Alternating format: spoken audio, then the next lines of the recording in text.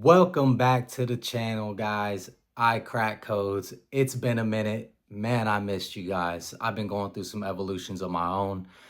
This video right here is going to be real special for me. This one's going to be the only way anyone can get rich or become rich overnight. And I mean that. This is the only way that you're going to be able to do that.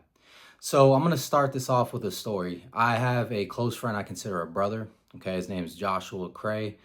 And so Cray is actually doing a 15-year bid in prison right now. He's out in Cross City, CI. And we talk on the regular. I mean, I think he's been down for a little over 10 years at this point. And over time, a lot of people, friends, family, stuff like that, they stop communicating, right? When you're in a place like that. And it's not because they think you're a bad person. A lot of times the opposite happens and the person does become rehabilitated, or they're not a threat to society, right? I mean, they're in jail, they're behind bars, they've been in that way for a while. So the reason that they disassociate is just that there's not a lot to talk about after a certain amount of time, right?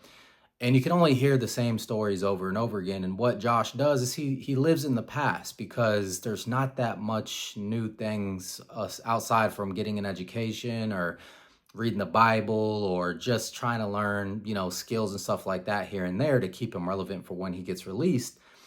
But the crux is he really does enjoy, conversation and stuff like that. So maybe I'll drop in the description, address. You guys can send them a letter or something like that and say what's up, show some love.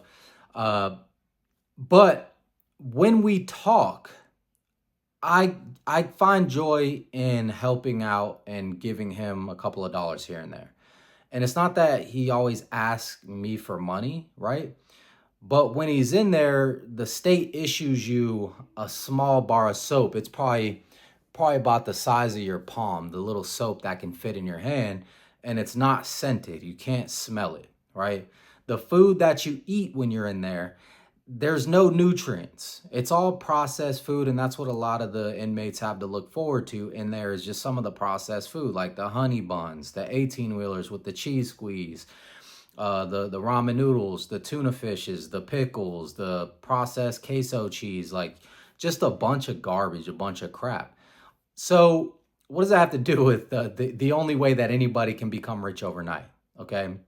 What I'm going to tell you guys and talk to you guys about is really perspective. And I want you guys to really tune in and just listen to this story, because it hit me. Okay. When I was traveling to Florida, I passed through Cross City and I thought about Josh in that moment in time.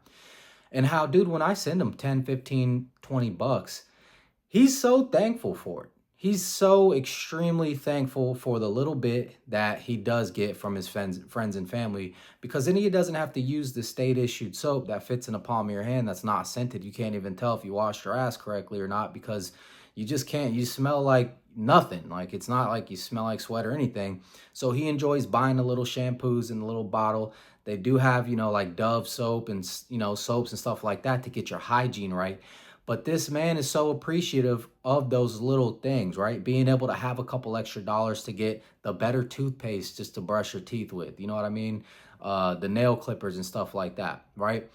And the real food that he can grab, some of the tuna packs with real protein inside of it, that's going to help him build muscle. That's going to help him get the nutrients that his body, that his body needs to be able to build, or whatever his goal is while he's in there. So what does that got to do with out here? Out here, we look at things like diet. We look at things like this schizophrenia of chasing money, chasing the dollar. And then we acquire the thing, and then that becomes the next level up, is what can we acquire next? Instead of going through the process and the journey, attaching our purpose to something bigger than self, because when self gets whatever it wants, right? Ego meaning, man, I want the car. I got the car. Self got the car. Now what? I need a better car. This guy just drove past me in a Lamborghini. The RAS, reticular activating system, or whatever the hell it's called. You know what I'm talking about? Like when you go and you're like, go find 10 red cars. And you're like, I swear I can never find more than one red car every day. You said you're going to give me 10 bucks if I can find 10. And you start looking, and there it is. Seek and thou shalt find, right? So this is how that works. You just get into a position to where your frequency is raised, and now you're seeing more of the things that you thought you wanted that was so rare in life. But really, the rarities in life are the virtues that man builds when he's building the character. That's why every day on my IG, I wake up, boom, I'm like built character or character built, and I'm hitting the burpees, I'm hitting the dips, the squats, the weight sets, whatever it is. I'm just trying to build that character because it's a daily process, right? So, we're out here and we're like, dude, Anthony, man, I can't stick to my diet. It's real hard for me to be able to eat these vegetables and eat this chicken and this ground beef and this, grass-fed steak. I just want to, this isn't really food to me. And I'm just like, dude, the level of psychosis, do you hear what you're saying right now? Like, listen to yourself, man. It's perspective, right? Josh is in a place where he would do anything to be able to get a piece of meat that looks like meat and not spam sitting in a damn gravy tray. You know what I mean? Just looking like cat food. Like, who knows what this processed meat is? Yet we're out here toiling over the fact that we have to eat nutrient dense foods to stay in a caloric deficit. He's in a caloric deficit at times, not by choice, but by necessity, right? We're in a caloric deficit by choice. And so it makes it that much more powerful when you can operate from a level above where you're currently at. You have to put the adversity on yourself, right? Even some of the soap that we have, we're just, looking at the soaps and, maybe you just, you buy a little soap. You're like, I don't like the way that smells. You just throw it away, right? Just the small little things in life that we don't express gratitude for. It's just crazy when you look at it from the different lenses of the world that exist, right? My daughter, we're at a hotel, and this is another perspective change, right? So we're at a hotel, we're driving through probably Louisiana or something like that. And we stop at the hotel and they give you, the nice little neat packaged up little hand soaps that you can wash your hands in the sink.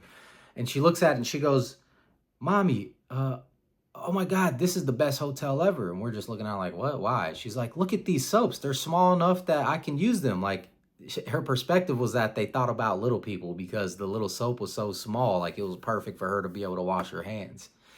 And that's a children's perspective of the same soap that's state issued in a prison, in a penitentiary where Josh is sitting at right now. So think about that perspective. And I got this from Diogenes. He says, I can teach anybody in the world how to become rich overnight. Are you excited yet? You should be excited, right? How do I do that, you say? Well, you must learn to please the king in order to have riches, Diogenes. And Diogenes responds, well, in order for me to have riches, I learned to live off of lentils so that I didn't have to please the king. Don't let that go over your head. All right, y'all. Tune in next time.